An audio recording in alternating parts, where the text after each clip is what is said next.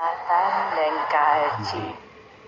आज कोलकाता में ये सत्संग रूप और सभी उपस्थित जो यहाँ नहीं भी वो इंटरनेट के माध्यम से ये समागम का आनंद ले रहे हैं। तो भाव हर एक का यही कि ये निराकार, ये परमात्मा, अक्सर संसार में ये परिभाषा कोई धर्म ग्रंथ से लें तो इस परमात्मा की तो एक ही परिभाषा है कि ये निर्गुण है, ये बेरंगा है, इसकी शुरुआत नहीं, इसका कोई अंत नहीं, ये समय के साथ बदलता नहीं। पर फिर भी अक्सर इंसान इस परमात्मा की परिभाषा अपने हिसाब से बता देते हैं। कोई कहते हैं कि ये आसमान में, कोई किसी दिशा की ओर, कोई पानी के अंदर, कोई कहीं। तो बात वही कि अगर परमात्मा एक किसी जगह पे ही सम्मिलित होता है, एक में रह सकता है, तो फिर ये परिभाषा की हर जगह है, कण कण में है, एक पूरे ब्रह्मांड के अंदर है। तो अगर हम वो देखें और अगर हम उससे ज़्यादा और इन डेप्थ देखें कि हर इंसान के अंदर भी, हर ये क्रिएशन के अंदर है, तो वही बात निकलती है जो धर्म ग्रंथ हमेशा से समझाते हैं कि ये हर जगह है, ये किसी समय से नहीं बंधा। ये परमात्मा तो बिल्कुल हमारे उतने नज़दीक है जितनी आँखों की ये पलकें भी उतनी नज़दीक नहीं है। तो इस परमात्मा को जानना इस इंसानी रूप का परम लक्ष्य। और ये जीते जी जब हम अपने किसी भी रोल की बात करते हैं, रिस्पॉन्सिबिलिटी, एक कर्तव्य की बात करते हैं, तो यही बात कि संसार में बहुत सहजता से सारे काम हो जाते हैं जब इस परमात्मा को प्रायोरिटी बना के रखा जाए, जब इसके एहसास में हर पल जिया जाए। ये जगह जहाँ कला के हिसाब से भी कोलकाता का नाम, चाहे वो आर्ट की दुनिया हो या फिर कई व्यक्ति विशेष जिनका यहाँ जन्म भी हुआ, वो इतनी गहराई से कितनी जीवन में बातें समझा के गए, चाहे वो मदर टेरेसा से लिंक्ड ये सिटी का नाम, चाहे स्वामी विवेकानंद जी की बात हो, अन्य ऐसे कितने ही और जिन्होंने यही समझाया कि जीवन में सेवा को इस तरह किया जाए जो निस्वार्थ बन जाए। हर पल में ये सेवा को जिया जा सकता है। एक सेवा का भाव वो नहीं कि किसी की मदद है, ये एक परमात्मा ही डूअर है। ये अगर क्षमता बख्श रहा है तो ही कुछ हमसे होगा। और वहीं प्यार की, लव की भी बात ये सिखाई गई।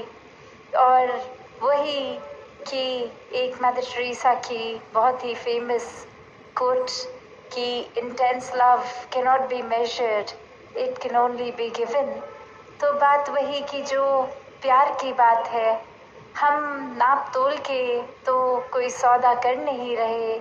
ये चाहे परमात्मा के प्रति ये भक्ति रूप है, ये प्यार है, ये प्रेमा भक्ति है, या फिर परमात्मा के बनाए इंसानों के लिए ये प्यार, ये तो कोई कार्य की तरह नहीं किया जाना चाहिए। ये तो हम स्वयं प्यार बन के फिर हर एक को प्यार ही बांट सकते हैं जब हमारे अंदर सिर्फ है ही प्यार, और कोई एक लेन देन सौदे की तरह नहीं, प्यार के किसी को कुछ दिया तो बदले में कुछ चाहिए। बात सिर्फ यही कि प्यार ही है हमारे पास, तो बिना किसी बात के एक मतलब कोई अपना निकालना नहीं, सिर्फ इस प्यार को हर एक तक देना है। और प्यार बांटते समय फिर वो भेदभाव खत्म हो जाते हैं। जब हर एक में ही परमात्मा है तो फिर मन की बायसनेस खत्म हो जाती है। सिर्फ कुछ चुनिंदा लोगों तक ही नहीं, एक छोटे दायरे, परिवार, दोस्त, मित्रों इत्यादि तक नहीं, या फिर एक कल्चरली जो हमें पसंद है, कोई कम्युनिटी बेस या कहीं जन्म के तरह नहीं। फिर ये जाति पाति, ऊंच नीच, भेदभाव, ये रंग नस्ल, रीजनल डिफरेंसेस, ये एक नेशनैलिटी, अन्य और कितने भी जो भेद हैं, ये उससे ऊपर उठ के प्यार दिया जाता है। फिर हर कोई अपना लगता है, अपनी ही रिफ्लेक्शन लगता है। तो ऐसा प्यार हर किसी के अंदर हो जो हर कोई बांटता ही जाए, फिर वो पूरे संसार तक प्यार पहुंचता है। और जहाँ अन्य बात विवेकानंद जी की भी उठाई जाए अगर, तो वो राइज एंड अवेक की बात है, जो एक हम संसार में कोई भी काम करते हैं उसमें तो कहा ही जाता है कि पूरी अलर्टनेस से, चेतनता से करो। ये कोई सिर्फ एक फिजिकली सोने से उठने की बात नहीं है, जो रात्रि के समय हम सोते हैं और सुबह उठ जाते हैं। नहीं, ये बात तो चेतनता की है कि हमारी ये जो अलर्टनेस, ये सोची हमारी ये बुद्धि, इससे काम लेना है।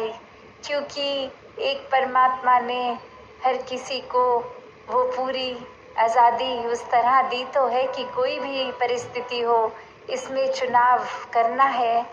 पर चुनाव अक्सर फिर वो चॉइसेस एक गलत और सही दो होते हैं, और हर समय एक सही चुनाव हर परिस्थिति में करना, ये जहाँ ऐसे सुनने में तो लगता होगा कि ये संभव ही नहीं, कभी तो गलत लेंगे डिसीजंस, कभी सही।